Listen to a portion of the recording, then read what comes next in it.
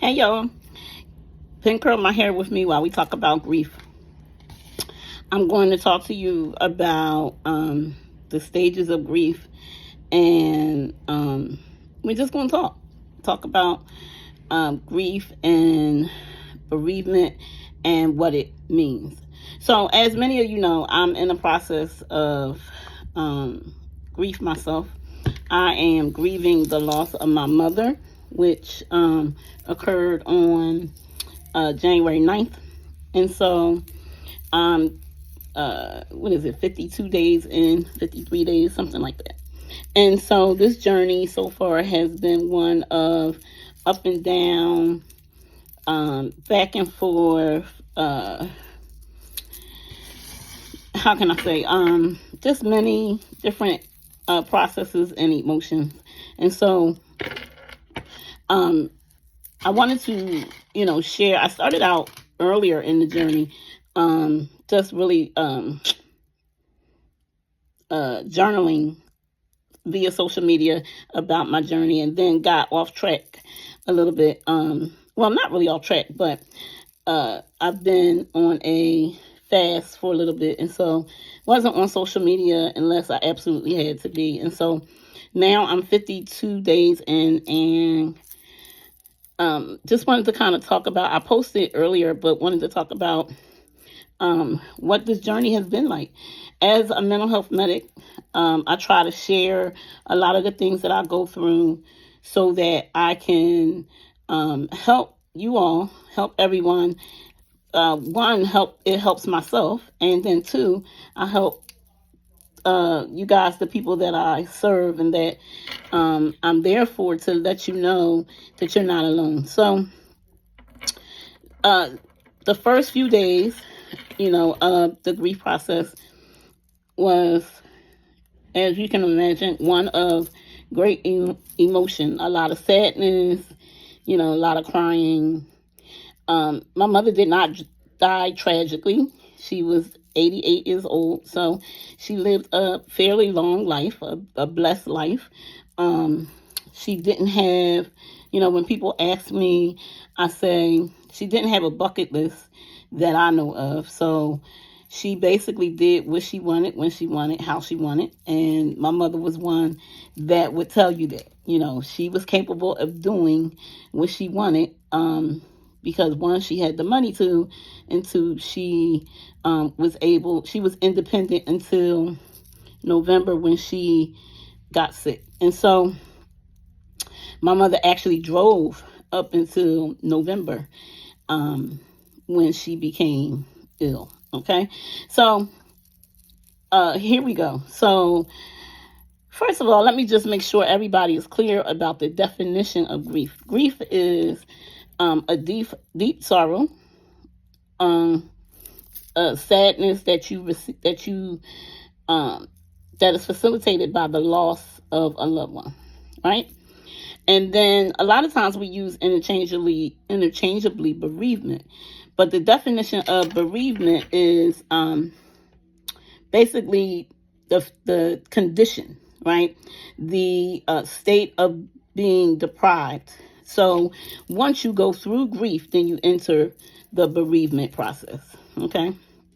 Or the bereavement stage. But let's start out by talking about the 5 stages of grief, and I'll let you know, what some of those stages look like. We won't be able to do it all today, but I will let you know what some of those stages look like. So let's start with stage 1. Now, these don't necessarily happen in any particular order, but stage 1 is usually the denial stage. And with denial, you are having a hard time believing that your loved one has passed. Whether that is you were expecting them to pass, or they had a long illness, or it happened tragically.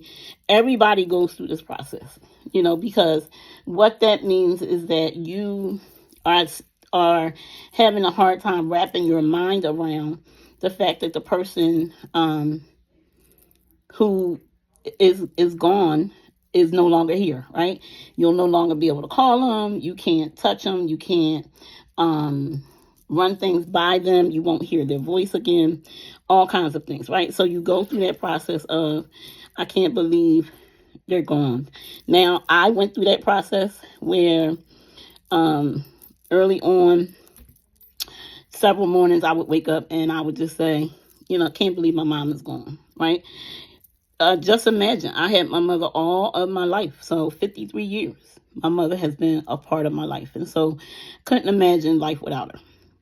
Couldn't imagine, I shouldn't say life without her, but just couldn't wrap my head around the fact that she was not here. Although she passed away in a facility, and we all got there like within an hour of her passing, and I actually saw her. But it's still like, wow, can't call my mom and tell her this. My children are getting ready to graduate college, and so as we are preparing for that, we are thinking a lot about her, because she would always tell them how proud she was, and she never missed an event. So this would actually be the first big event that we will celebrate without her.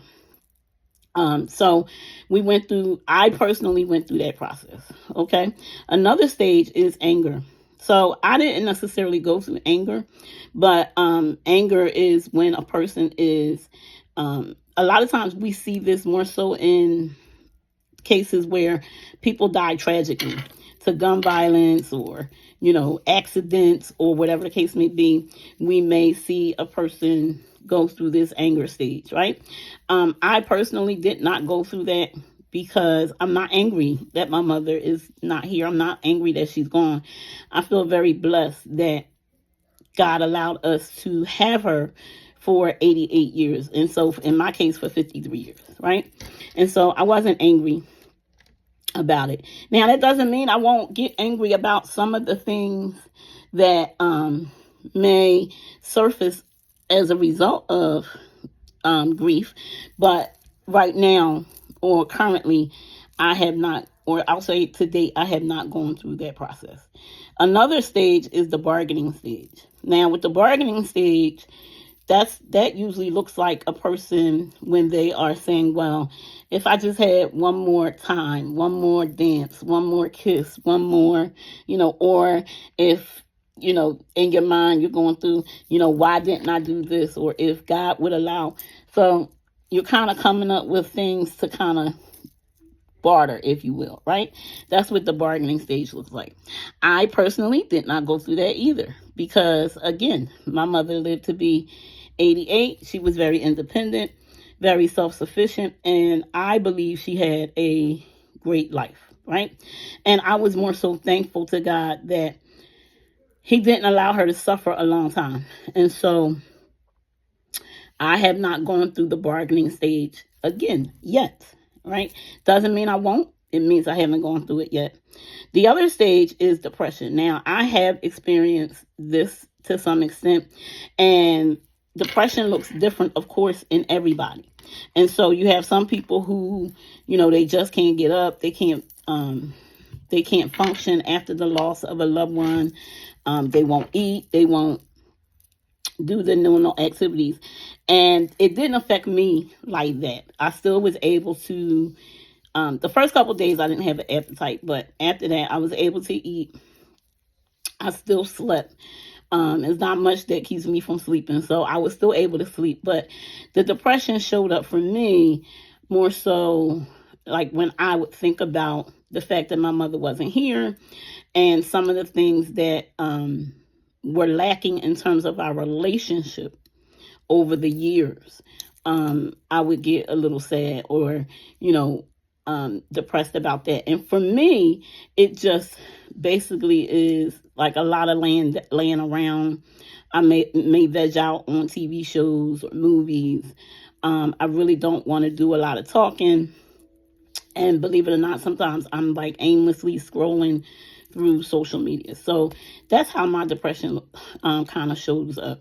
I may do a lot of processing in an effort to try to get it out. And so that's how it's been showing up for me so far. Okay. And then acceptance. Now, I feel like I definitely have accepted my mother's loss. And what helps me with the acceptance is I allow myself to go through the process. I allow myself to feel what I feel. I do it unapologetically. As I said when I posted earlier, my son, he did an awesome, amazing tribute to my mother at her service. And so up until, I guess, the latter part of last month, I was listening to that tribute maybe once or twice a week. And so, just to kind of hear and reiterate who my mother was to basically everybody, right? And the special relationship that the grandchildren had. My mother loved her grandchildren. And so that's one of the ways that I have moved into acceptance. Another thing is, with Christ, when we have Christ in our lives, we know that earth has no sorrow that heaven can't heal. We know to be absent from the body is to be present from the Lord. To be present with the Lord. And so, again, that helps me with my acceptance. The other thing, which a lot of times we don't talk about, and I'm going to continue this, but we don't talk about how sometimes you go through what we call ambiguous loss, ambiguous grief, where you're grieving the person or the relationships and all of those things long before the person actually passes. And so in my case, I went through that because over the last couple years, my mother and I really had some struggles, more than normal. And in processing with my therapist, there were some major discoveries in terms of why things were the way they were and how basically at this point in both of our lives, it wasn't going to really change. And so I had already started grieving based on those discoveries. And I'll get into that more at a later time. But I had already started the grief process. So when my mother actually passed, I was already in the grief process. And so some of these stages I went through prior to her passing.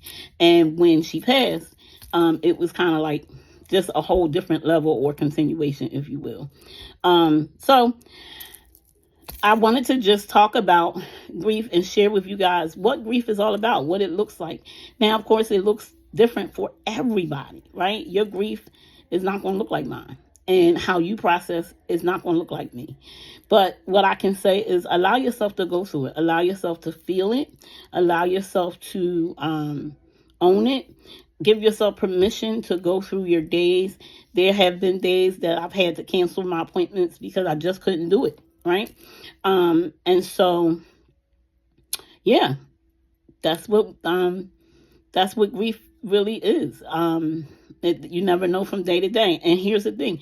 You could wake up one morning and feel great. And by the afternoon, maybe you heard a song. Maybe you looked at a picture. Maybe you had a flashback. Maybe whatever. And now you're up and down. You're emotional, right? So grief is a process. It is a journey. It's unpredictable. Okay. And all I encourage you to do is allow yourself to go through the process. So this is your girl, Dr. K. Thank you for hanging out with me. And we'll talk more as the process continues. God bless.